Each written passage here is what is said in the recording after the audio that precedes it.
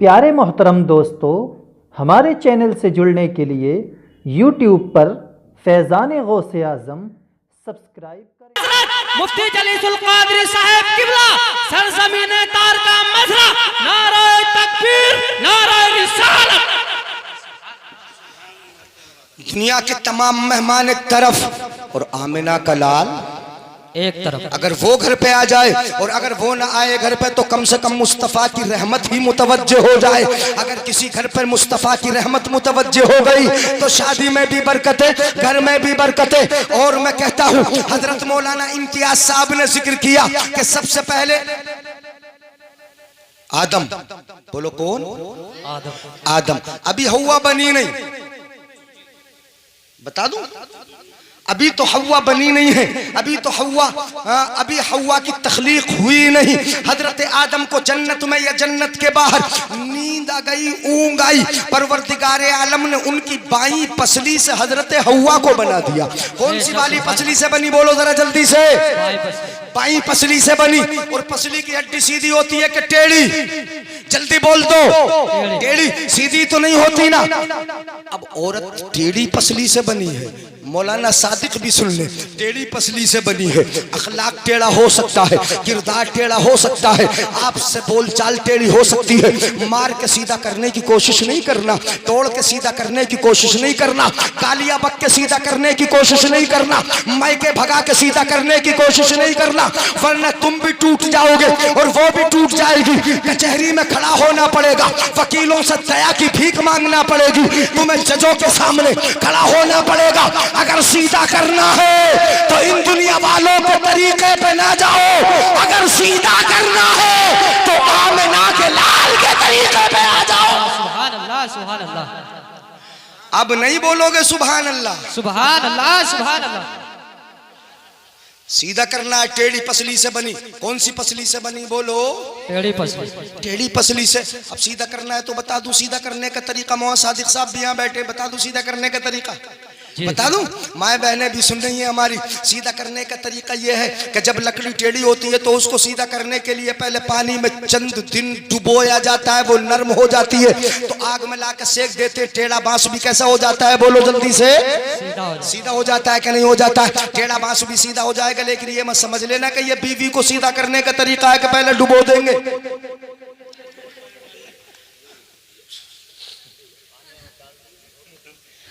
ऐसी जगेंगे ये, तवज्जो है ना जी? ये किसको सीधा करने का तरीका है? लकड़ी को सीधा करने का तरीका है।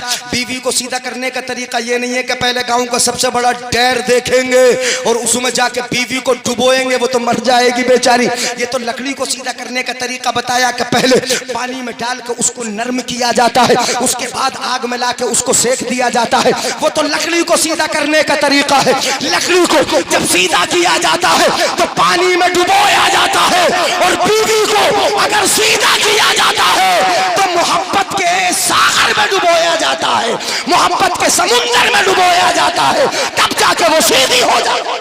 बेशक, सुभान अल्लाह, सुभान अल्लाह। नहीं समझे मेरे जुमले?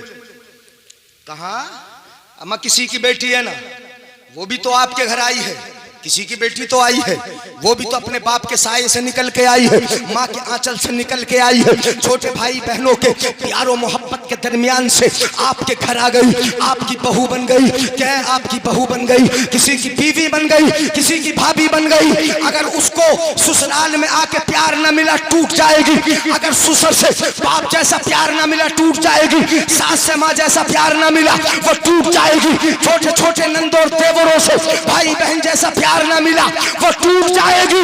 इसलिए तोड़ने की कोशिश न करो, इतना प्यार दिया जाए कि उसे अपना मैका याद ही ना आए। वाह वाह, सुभान अल्लाह, सुभान अल्लाह। अब नहीं बोलोगे सुभान अल्लाह? सुभान अल्लाह, सुभान अल्लाह। अच्छा, जागे कि नहीं जागे?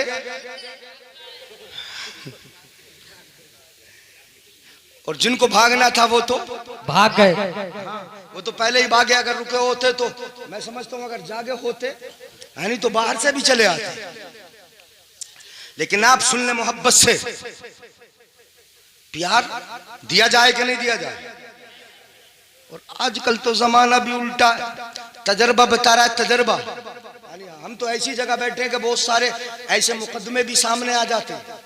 अगर शोहर ने बीवी को थोड़ा सा प्यार दे दिया, मसलन एक दस्तरख्वान बिछाया, मियाँ बीवी दोनों साथ में खाना खाने बैठ गए, तो सबसे पहले दिमाग खराब घर के बड़े बूढ़ों का, लो देखो तो जोरू का गुलाम बन गया। नहीं बोलते बोलो जी बेशक।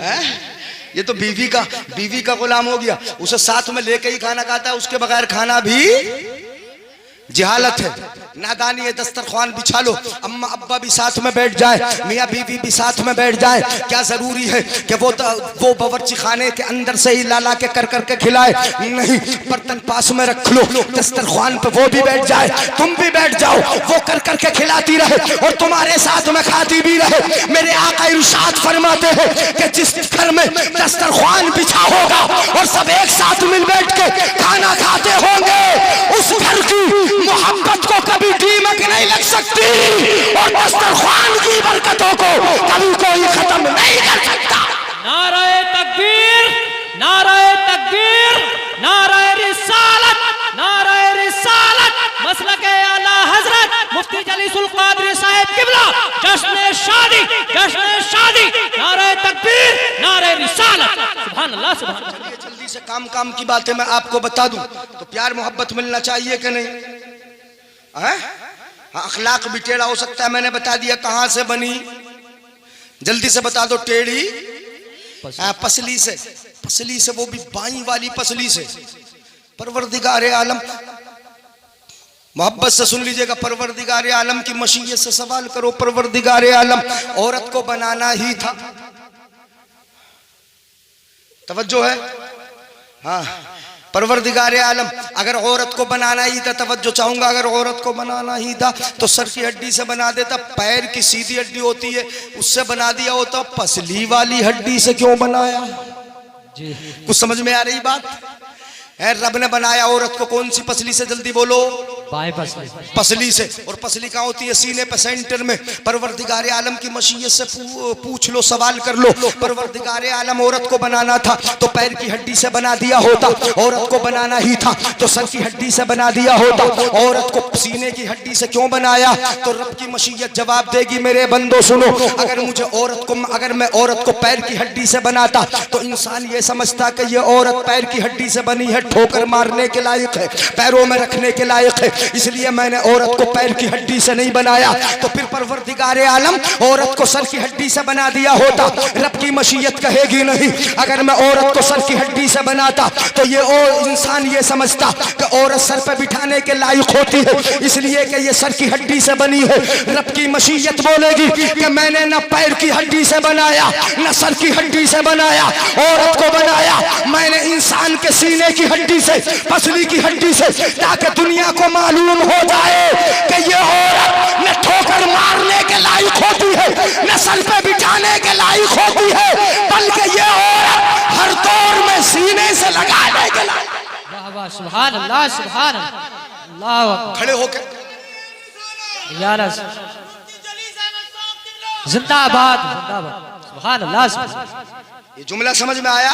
ये औरत हर दौर में सीने से लगाने के लायक होती है। मोहब्बत से सुनिएगा, बेटी को बाप सीने से लगा ले, अब नहीं बोलोगे सुभान अल्लाह? सुभान अल्लाह, सुभान अल्लाह। गड़बड़, जाओ बाकी लोग आराम से बैठे रहो। हाँ, मेरी तरफ तवज्जो रखो, तकरीर सुना रहा हूँ यार, यानी मैं मेहनत कर रहा हूँ, मुझे इस वक्त में पसीना आ रहा, मेहनत से तकरीर करना पड़ रही, और आप अगर हंसी मजाक में उसको निकाल दोगे तो यानी, लेकिन मैं जगाने के लिए आपको इस अंदाज से सुना रहा हूँ, वरना ये हाँ, मोहब्बत से सुन लीजिएगा, कैसी होती है औरत सीने से। हाँ, सब बोल दो यार। एक भाई तो मुझे घूर घूर के ही देख रहे हैं, डरा के भगाओगे? यानी ऐसे घूर रहे हैं तो, यानी जैसे अभी भगा देंगे बिल्कुल। हर दौर में औरत सीने से लगाने की होती है। बेटी को बाप सीने से लगा ले, बीवी को शोहर सीने से लगा ले, माँ को बेटा सीने से लगा ले। जब तक बेटी बाप के घर रहती है बाप के लिए बरकतें बन के रहती है, और जब शोहर के घर चली जाती है तो बरकतें शोहर के घर लेके चली जाती है। और जब माँ बन जाती है तो उसकी बुलंदी का कहना क्या है, अब बरकतें और रहमतें ही नहीं, मेरे आका ने फरमाया अल जन्नतो ताता अक़दामे उम्महातिकुम, अब बरकतों का आलम ये हो जाता है कि जन्नत तुम्हारी माओ के कदमों के नीचे। वाह वाह, सुभान अल्लाह, सुभान अल्लाह। कहाँ आ जाती है जन्नत, बोलो? माँ के कदम। तो बेटा माँ को सीने से, बीवी को शोहर सीने से लगा ले, बेटी को बाप सीने से लगा। जब तक घर में घूमती है अल्लाह के फरिश्ते उस घर में उतरते रहते हैं। बेटी घर में घूमती है तो एक बुजुर्ग ने ख्वाब देखा, घर में 4 नहरें बह रही, जरा तवज्जो चाहूंगा, मोहब्बत से सुनिएगा। घर में 4 नहरें बह रही, चारों लबालब, 4 नहरें लबालब भरी है पानी से। सुबह उठे अपने पीर के पास पहुंचे, पीर से जाके बोले हुजूर ख्वाब देखा है 4 नहरें बह रही। पीर ने कहा मुझे लगता है तेरे घर में 4 बेटियां हैं। उसने कहा हाँ हुजूर मेरी 4 बेटियां हैं। पीर साहब ने जवाब दिया तब तो तेरे ख्वाब की ताबीर हो गई, रब ने तुझे 4 बेटियां दी तो हर एक के नाम की 1 नहर तेरे घर में जारी फरमा। वाह वाह, सुभान अल्लाह, सुभान अल्लाह। तेरे नाम की 1 नहर, तेरी बेटी के नाम की 1 नहर तेरे घर में, तो 4 बेटियां कितनी नहरें बह रही, बोलो? 4 नहरें बह रही है। चंद दिन के बाद एक बेटी की शादी कर दी। अब फिर ख्वाब देखता है कि नहरें 4 ही है, लेकिन 1 नहर का पानी खुश्क हो चुका है, सूख चुका है। उठा फिर पीर के पास पहुंचा, पीर से जाके बोला हुजूर नहरें 4 ही देखी है, लेकिन उनमें से 1 सूख गई, 1 खुश्क हो गई है। अब मेरी समझ में नहीं आता, बड़ा डरा सहमा आया हो, क्या मामला है? पीर ने कहा मुझे ऐसा लगता है कि जैसे तूने एक बेटी की शादी कर दी। उसने कहा हाँ मैंने शादी कर दी है। पीर ने कहा तब तो तेरे ख्वाब की ताबीर हो गई। तेरी बेटी जब तक तेरे घर थी रहमत की लहर तेरे घर में बह रही थी, अब शोहर के घर चली गई तो रहमत की लहर साथ में लेके चली गई।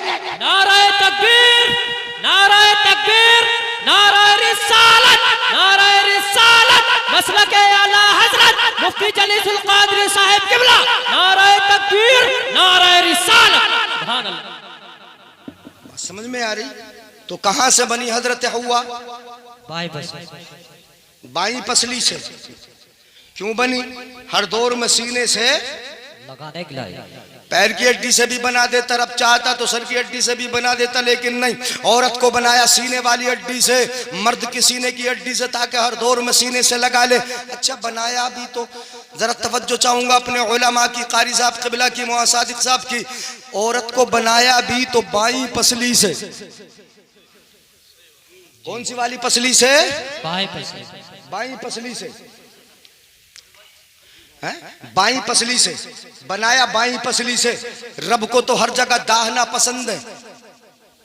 दाहना, दाहना तो समझते हैं ना, सीधा उल्टा, ये तो बोलते हैं ना, ये हाथ कौन सा है? सीधा उल्टा, सीधा। मेरा सीधा और ये उल्टा। तो सीधा उल्टा तो जानते हैं। परवरदिगार आलम ने बनाया बाई पसली से, उल्टी वाली पसली से, सीधी वाली पसली से नहीं बनाया, जबकि अल्लाह को हर जगह दाहना पसंद। इन्नल्लाह युहिब्बुत तयामुन हत्ता तनाउल व तरज्जुल, अल्लाह को दाहना पसंद है। अगर कंघी करो तो दाहने हाथ से, और चप्पल पहनो तो दाहने पैर में, जूता पहनो तो दाहने पैर में, हर जगह दाहना पसंद। लेकिन औरत को बनाने में रब को पसंद बाया।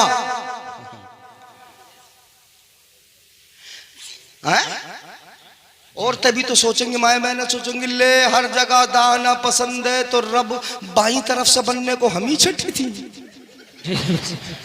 ये नहीं सोचेंगी, बोलो जी।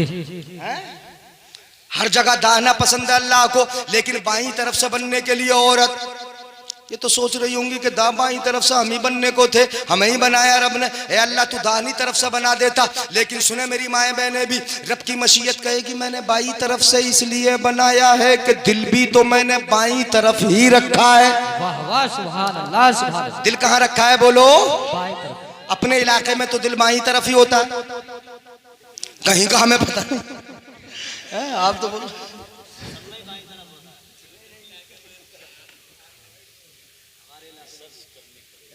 ये तो सर्च करना पड़ेगा। ये ऐसे नहीं कह सकते। तहकीक से कुछ ऐसी भी अफराज पाए गए कि जिनका दिल दाहिनी तरफ भी है। हाँ, ये तहकीक पाई गई है कि कुछ का दिल दाहिनी तरफ भी है। यानी इसलिए मैं बता रहा हूँ कि अपने इलाके में तो दिल बाएं तरफ ज्यादातर, हाँ, आमतौर पे सबका, एक आध दो का अगर किसी और तरफ हो तो हमें पता नहीं। दिल किधर होता है बोलो? बाईं तरफ होता है। रब की मशीयत कहेगी मैंने औरत को बाईं वाली पसली से इसलिए बनाया कि दिल भी तो बाईं तरफ ही रखा है। अगर मैं दाहिनी वाली पसली से बना देता तो ये पसली दिल से थोड़ी सी दूर हो जाती, दिल से दूर हो जाती। मैंने उस पसली से बनाया जो दिल से बिल्कुल करीब है, दिल से बिल्कुल जुड़ी है, दिल से बिल्कुल मुत्तसिल है, दिल से बिल्कुल करीब है। मैंने उस पसली से बनाया ताकि दुनिया वालों को मालूम हो जाए कि ये औरत दिल से निकालने की नहीं होती, दिल में रखने की हुआ करती। सुभान अल्लाह बेशक सुभान नहीं लगाओगे नारा? नारे तकबीर, नारे रिसालत, मसलके आला हजरत मुफ्ती जलीस अहमद साहिब किबला। नारे तकबीर, नारे रिसालत, वाह वाह सुभान अल्लाह। 3:30 हो गए, इसीलिए तो टाइम की तरफ नजर है। किधर से बनाया बोलो? बाएं पास। ये तो भूले नहीं। अच्छा चलिए मैं आगे बढ़े जाता हूँ, जल्दी से बता दूं। यानी कहां से बन गई? हजरत हव्वा बाईं पसली से बन गई, बन के तैयार। इतनी खूबसूरत औरत, इतनी खूबसूरत कि उनकी बराबर खूबसूरत कोई आई न आएगी। हाँ, आपकी मालूमात के लिए और बताए देता हूँ। एक औरत और है जो सबसे ज्यादा खूबसूरत है, वो है हजरत सारा, हजरत इब्राहिम अलैहिस्सलाम की पहली वाली बीवी। वो भी इतनी खूबसूरत कि उनकी बराबर खूबसूरत न आई न आएगी। ये दो औरतें बहुत खूबसूरत है। बाज तो ये कहते हैं कि हजरत यूसुफ अलैहिस्सलाम को जो हुस्न मिला वो अपनी इसी परदादी से मिला था। बहुत हसीन है हजरत सारा भी, हजरत हव्वा भी, एक खूबसूरत औरत। हजरत आदम की आंख खुली, देखा हव्वा बैठी है, हमारी आपकी माँ सामने बैठी है। आदम की आंख खुली, पूछा कौन? हजरत हव्वा ने जवाब दिया। सुन ले माए बहने भी तवज्जो से।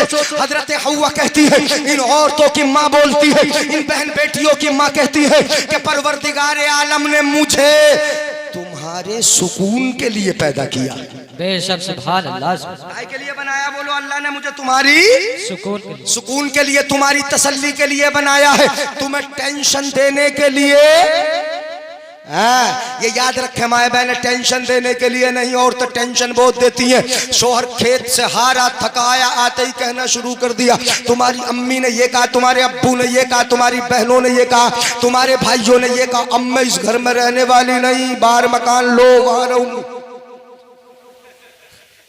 ये टेंशन हुआ कि नहीं बोलो? दिया टेंशन। ये टेंशन देने के लिए नहीं, इतनी कीमत का जोड़ा पहनूंगी कि वो ऐसा जोड़ा हो, उसी कलर का जोड़ा हो, उसी कलर की चूड़ी हो। बेचारा 2000 कमाता है महीने में, 5000 10,000 कमाता है, और वो एक जोड़ा 5000 10,000 का पहनेगी। ये टेंशन नहीं तो और क्या है? हजरत हव्वा ने कहा था कि मुझे तुम्हारी तसल्ली के लिए बनाया है। हमें पता ये चल गया कि हजरत हव्वा की जो सच्ची बेटी होगी वो ये जानेगी कि हमें हमारे रब ने शोहरों की तसल्ली के लिए बनाया है, उन्हें टेंशन देने के लिए नहीं बनाया। सुभान अल्लाह सुभान अल्लाह। नारे तकबीर, नारे रिसालत, उलमाए अहले सुन्नत मुफ्ती जलीस अहमद साहिब किबला। नारे तकबीर, नारे रिसालत, वाह वाह सुभान अल्लाह सुभान।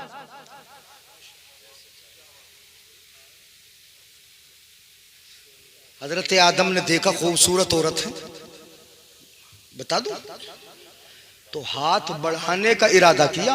जी। फरिश्तों ने कहा महया आदम, ओ आदम हाथ रोक लो, निगाह अभी नहीं उठाओ, पहले निकाह कर लो। हजरत आदम और हव्वा का निकाह हो रहा है। सुभान अल्लाह बोलने में क्या जा रहा है? सुभान अल्लाह। कितना खूबसूरत निकाह होगा फरिश्तों की मौजूदगी में, नूरानी महफिल में। सबसे पहले आदमी का सबसे पहली औरत के साथ निकाह हो रहा है। हमारे बाप का साफ साफ ये कह लो ना कि अपने अब्बा जी का। बेशक सुभान। अरे सबके अब्बा है ना वो, तुम्हें डर काहे का है? अगर वो ना आए होते तो तुम कहां होते?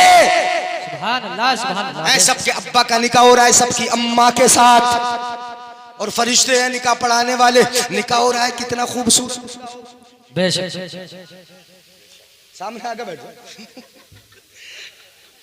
है, सबके अब्बा जी का निकाह हो रहा है, खूबसूरत निकाह फरिश्तों की मौजूदगी में ये निकाह हो गया। निकाह हुआ, हजरत आदम अलैहिस्सलाम से कहा गया अद्दे महरहा, इनका महर भी तो अदा कर दो, महर दे दो, इनका महर दे दो, महर अदा कर दो। हजरत आदम ने पूछा माँ महरोहा, महर होगा क्या, क्या दिया जाए, महर में क्या अदा किया जाए। महर आजकल तो लोग ये समझते हैं कि महर माफ कराने के लिए बंधवा लो लाखों लाख, हाँ जबरदस्ती कर लो माफ कराने में माफ हो जाएंगे, नहीं, महर अदा करने के लिए होते हैं, औरत का हक है। अगर जबरदस्ती करोगे माफ कराने में तो कल कयामत के दिन वो आपका गिरेबान पकड़ के आपसे लेने की हकदार होगी। इसलिए इतने ज्यादा बांधो ही मत, जो अदा ना कर सको इतने बांधो कि जो अदा कर सको, इसलिए कि महर औरत का हक है, अदा करना है। और अगर ज्यादती की तुमने, जबरदस्ती की, जालिम कहलाओगे। और याद रखो जालिमों का ठिकाना जहन्नम है, इसलिए महर अदा करने के लिए होते हैं। हजरत आदम ने पूछा माँ महरूहा, महर होगा क्या। जरा कायदे से सुन लेना इन जुमलों को, मोहब्बत के साथ और समझ में आ जाए तो तड़प के बोलना सुभान अल्लाह। हजरत आदम ने पूछा माँ महरूहा, महर होगा क्या, क्या दिया जाए महर में। तो उस वक्त सिक्का नहीं चलता, उस वक्त सोना चांदी नहीं चलते, जन्नत में है या जन्नत के बाहर है कुछ भी नहीं चलता। क्या अदा किया जाए, क्या दिया जाए, महर में क्या दिया जाए, क्या दिया जाए। तो जवाब मिला कि 3 मरतबा आखिरी पैगंबर मोहम्मद अरबी पर दरूद पढ़ लो, महर अदा हो जाएगा। नाराए तकबीर, नाराए तकबीर, नाराए रिसालत, नाराए रिसालत, मसलके आला हजरत, मसलके आला हजरत, जश्न शादी, जश्न शादी, नाराए तकबीर, नाराए रिसालत। तो हजरत आदम के निकाह के वक्त किस पर दरूद पढ़वाया गया, नबी, अपने नबी पर। अब तो घूरने के अलावा और क्या करोगे तुम, अपने नबी पर, अपने नबी पर दरूद पढ़वाया गया। निकाह हजरत आदम का, सुन लो तवज्जो से, निकाह हजरत आदम का और दरूद अपने नबी पे। अभी तो नबी आए भी नहीं, नूर है लेकिन इंसानी शक्ल में आए नहीं, दरूद अपने नबी पे पढ़वाया जा रहा। इस क्यों को समझ लो, क्यों पढ़वाया जा रहा अपने नबी पे दरूद शरीफ, समझा दूं ये क्यों पढ़वाया जा रहा अपने नबी पे। इसलिए कि बाद में जितने भी आएंगे वो सब इन्हीं के तो बेटे होंगे, और हर बेटा अपने बाप के तरीके पे चलता है, बाप की अदाओं पे अमल करता है, बाप के तरीके पे अमल करता है। जब बेटे ये सुनेंगे और ये देखेंगे कि हमारे अब्बा जी का जब निकाह हुआ था तो हमारे नबी का नाम लिया गया था, तो बेटे ये जान लेंगे कि हमारा भी जब निकाह होगा तो अपने नबी ही का नाम लिया जाएगा, ताकि बाप के तरीके पे अमल। वाह वाह सुभान अल्लाह, सुभान अल्लाह, वाह वाह सुभान अल्लाह। तो ये तो मौलाना सादिक ने और उनके भाई अब्दुल वाजिद और उनके अब्बा जी, क्या नाम है, अब्दुल गनी, माशाअल्लाह, हाँ अब्दुल गनी, हाजी बुरा याद कर रहे थे, हाजी बुरा याद कर रहे थे पहाड़ वाले, हाँ खूब अच्छी तरीके से जानते। वो बता रहे थे कि उनके अब्दुल गनी के यहाँ शादी है, हाँ तो मैंने कहा वहीं जाना है, हाँ कल आए होंगे। तो वो याद कर रहे थे, अब्दुल गनी नाम है, वो दिखाई नहीं दे रहे, हाँ सो गए होंगे, थके होंगे। अच्छा अच्छा, लेकिन दूल्हा दोनों यहाँ ही बैठे, ये अच्छा ही है, यानी वरना तो मैंने ये देखा है कि शादी के मौके पर जब प्रोग्राम होता तो इधर प्रोग्राम होता है और उधर दूल्हा मेहंदी लगवाने में मस्त होते, मेहंदी लगवा रहे होते, और अगर कोई ना लगवाए तो जबरदस्ती हाथ पकड़ के लगा देती है मेहंदी। ये याद रखना मौलाना सादिक साहब, आप हो या आपके भाई हो, अगर मेहंदी लगवाओगे, मेरे आका सल्लल्लाहु अलैहि वसल्लम ने हजरत आयशा से फरमाया था, आयशा अपने हाथ को मेहंदी लगा के रखा करो, इसलिए कि मर्द और औरत के हाथ में फर्क मेहंदी से होता। बात समझ में आई नहीं, इशारों में समझ गए होगे। सुन लो, जिस हाथ पे मेहंदी होगी वो हाथ मर्द का नहीं होगा, और जिस हाथ पे मेहंदी नहीं होगी वो हाथ मर्द का होगा। वाह वाह सुभान अल्लाह, सुभान अल्लाह, वाह क्या बात। अगर हाथ पे मेहंदी लगी है वो हाथ चाहे दूल्हा का हो, वो हाथ चाहे दूल्हा का हो, लेकिन वो मर्द का है। मेरे आका ने फरमाया था, आयशा मर्द और औरत के हाथ में फर्क किससे होता है, मेहंदी से होता है। इसलिए औरतों को चाहिए कि वो मेहंदी लगा के रखें, और शोहरों को चाहिए कि उनकी मेहंदी का ख्याल करें, लगवाएं मेहंदी।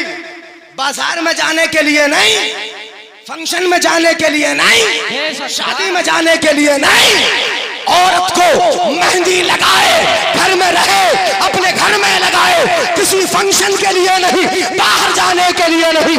अगर मेहंदी वो अपने शौहर के लिए लगाएगी तो उसके मेहंदी लगाने में भी सवाब मिलेगा। वाह वाह, सुभान अल्लाह, सुभान अल्लाह। घर के लिए लगाएगी तो मेहंदी लगाने में भी क्या मिलेगा, बोलो? मिलेगा कि नहीं मिलेगा? आखिरी बात, बातें बहुत हो गई, लगभग 1 घंटा हो चुका बातों ही बातों में। हाँ, अब आगे बढ़ने हैं।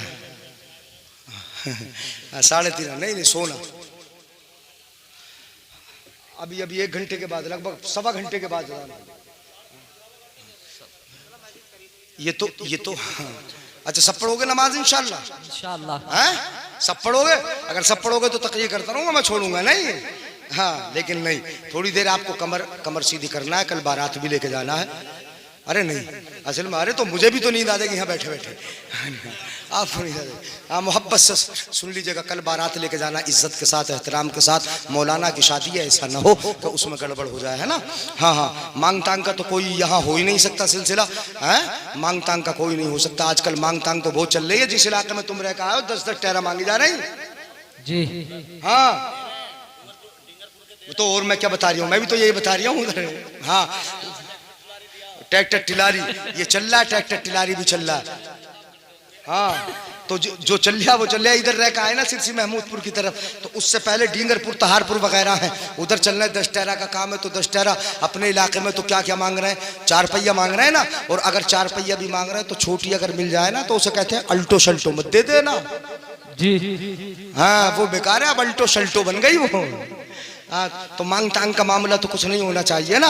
हाँ, नौजवान भी अगर मांगता है, जो मोटरसाइकिल का आदि हो, मैंने कई को सुना, अपने कानों से सुना। वो क्या मांग रहे थे, वो एक गाड़ी खड़ी थी, R15 थी, क्या गाड़ी थी यार?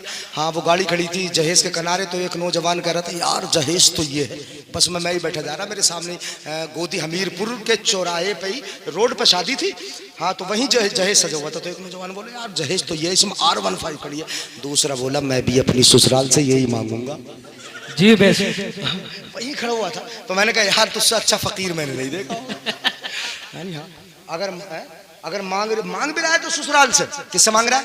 ससुराल से। फोन करके बोलता है, अब तो किसी बिचौलिया की जरूरत नहीं है, फोन करके खुद ही कह देता है अपनी सास से कि वहां से निकाल देना जहां से मुझे सर्विस कराने में आसानी हो।